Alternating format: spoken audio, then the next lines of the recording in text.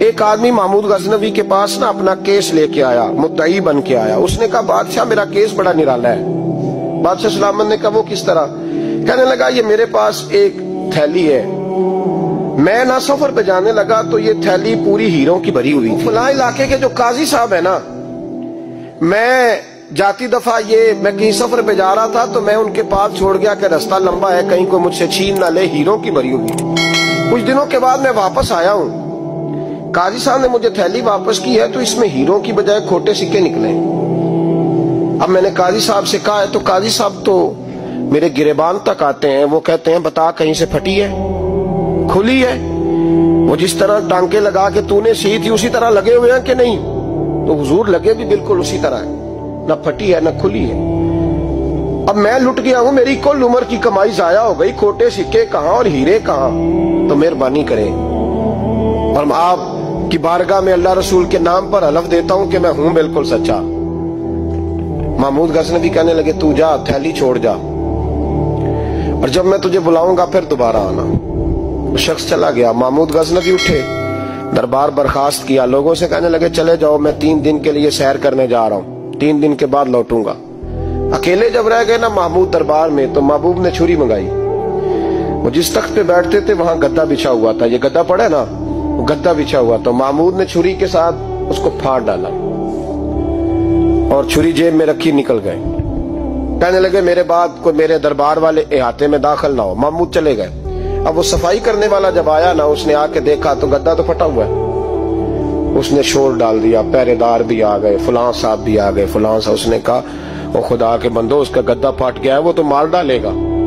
اس نے کہا تھا سوائے صفائی اور نگرانی والے کے دوسرا آئے کوئی نہ، اور یہاں آیا بھی کوئی نہیں، پہلے دن ہی پھٹا ہوا ہے تو لٹکا دے گا سب کو، کیا کریں؟ شور ہو گیا، سارے دربار کے ملازمین اکٹھے ہو گئے۔ ایک بندہ بولا، کہنے لگا فکر نہ کرو، میں کیسے بندے کو جانتا ہوں، اس طرح سیے گا کہ جس نے پھاڑا ہوگا اسے بھی پتہ نہیں چلے گا کہاں سے پھٹا تھا، ایسا بہترین رفو کرے گا کہ پتہ بھی۔ اس نے کہا یار ہم سارے 1 مہینے کی تنخواہ دیتے ہیں، تو بندہ بلا۔ وہ بلا لیا اس کو، اس کا نام محمد رفو گر تھا۔ وہ آیا، اس کو گدا دکھایا، اس کا یار اس طرح سینہ پتہ نہ چلے۔ اس نے کہا فکر ہی نہ کرو، میں بڑا کاریگر ہوں۔ بڑے بڑے کاریگر لوگ نہیں ہمارے ملک میں پائے جاتے، کوئی نشان چھوڑتے ہیں پیچھے بڑے۔ احمد رفو گر کہنے لگا اس طرح سیوں گا کہ پھاڑنے والے کو بھی پتہ نہیں۔ ان کا پیسے لے یار تو سی دے۔ اس نے سی دی، اگلے شام ہی لا کے بچھا دیا گدا۔ تیسرے دن بادشاہ سلامت آئے، آ کے پہلی نظر گدے پہ ڈالی۔ اس نے بلایا سب ملازمین کو، کہا کس نے سیا ہے؟ کہا جناب کیا ہوا؟ کہا یہ پھٹا ہوا تھا۔ کس نے؟ کہا نہیں پھٹا ہی نہیں۔ وہ کہنے لگے بنو بات، میں خود پھاڑ کے گیا تھا، تو بتاؤ صحیح سیا کس نے ہے؟ کہا جناب آپ پھاڑ کے گئے تھے تو بتایا کیوں نہیں؟ فرمانے لگے اسی لیے تو بتایا نہیں تھا کہ تم خود تحقیق کر لو، بلاؤ بتاؤ سیا کس نے۔ تو بلا لیا، احمد رفو گر آ گیا۔ اس کو جب بلا کے سامنے بادشاہ کھڑا کیا، کہا بھئی تو نے سیا ہے؟ کہنے لگا حضور آپ کے سارے ملازم کٹھے ہو کے آئے تھے، میری غلطی کوئی نہیں۔ کہا نہیں یار تو بڑا کاریگر ہے، میں نے اپنے ہاتھ سے پھاڑا تھا پر مجھے بھی نہیں پتا چل رہا کہاں سے پھٹا تھا۔ اچھا یہ بتا یہ تھیلی جو ہے یہ بھی تو نے سی تھی؟ اس نے کہا جی آپ کے خادم کا ہی کارنامہ ہے، وہ فلانے علاقے کے قاضی صاحب آئے تھے، اس میں سے ہیرے نکال کے تو کھوٹے سکے بھرے تھے، تو مجھے بھی تھوڑا سا حصہ ملا تھا۔ محمود نے سارے گواہ بھی اکٹھے کر لیے، ثبوت بھی اکٹھے کر لیے۔ پھر قاضی کو بلایا، پہلے سارے ثبوت اور گواہ کیس حل کر لیا۔ پھر ہمارے ہاں یہ حال ہوتا ہے کہ مدعی 2-3 ہفتے کے بعد خود ہی ہاتھ باندھ جاتا ہے، کہنا تسی میری جان چھڈو، مجرم پھڑو پاوے نہ پڑھو۔ وہ کہتا ہے مجھے معافی دو، میں رہا۔ ظلم ہے نا، ظلم زیادتی ہے کہ جو بیچارہ اتنے سوال مجرم سے نہیں ہوتے جتنے مدعی سے ہوتے۔ آپ یقین کریں اتنے سوالات ہوتے۔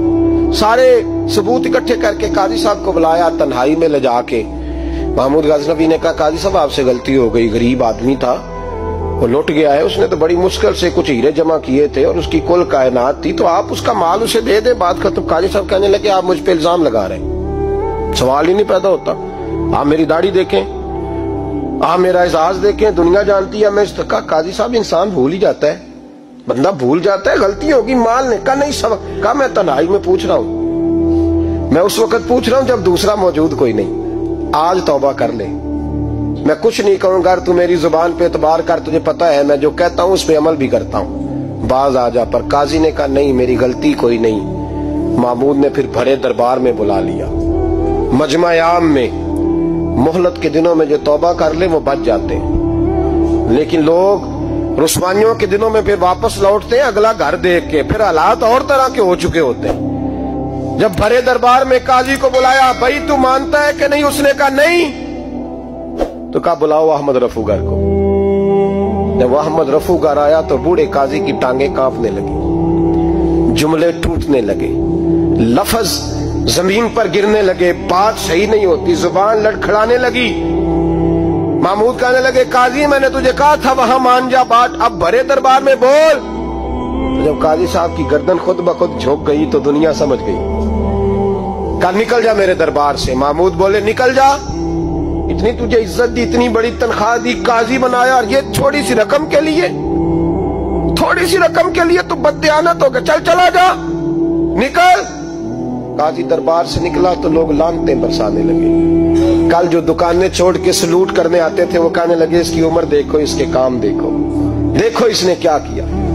घर गया, बच्चे जिनके लिए पाप कमाया था, जिन्ना ली तू पाप कमाए हुन किथे नहीं हो तेरे घर दे। वो बच्चे कहने लगे अब्बा जी हम तो स्कूल मदरसा जाने के काबिल नहीं रहे, उम्मीद थी कि बीवी साथ देगी।